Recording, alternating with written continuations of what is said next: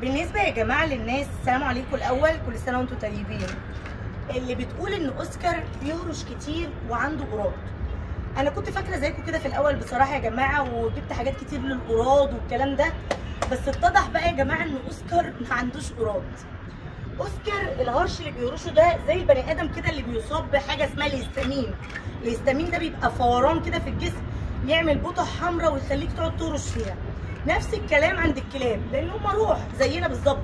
فاوسكار عنده فوران في الدم، فبيعمل عنده هستامين، فبيعمل عنده هرش ويبتدي يقطع في جلده بسبب الفوران ده.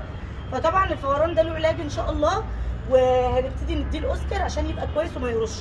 لكن الحمد لله رب العالمين يا جماعه، اوسكار ما عندوش قراض. كل سنه وانتم طيبين. ولازم يا جماعه نحافظ على الارواح بتاعتنا اللي هي الكلاب او قطط او الكلام ده، لان دي روح ما تعرفش اي حاجه. ماشي، ربنا بيديك حسنات لو انت اهتميت بيها، تهتم بيه، تعمل له اشاعات على الكلى وعلى الكبد وعلى القلب وعلى كل حاجه زي الانسان بالظبط. لانك لو ما اهتمتش بيه ربنا هيحاسبك، ربنا هيحاسبك. زي ما بتودي ابنك او بنتك للدكتور، برضو الكلاب او اي روح عموما حيوانات لازم نهتم بيها عشان ربنا وصلها. بس كل سنه وانتم طيبين.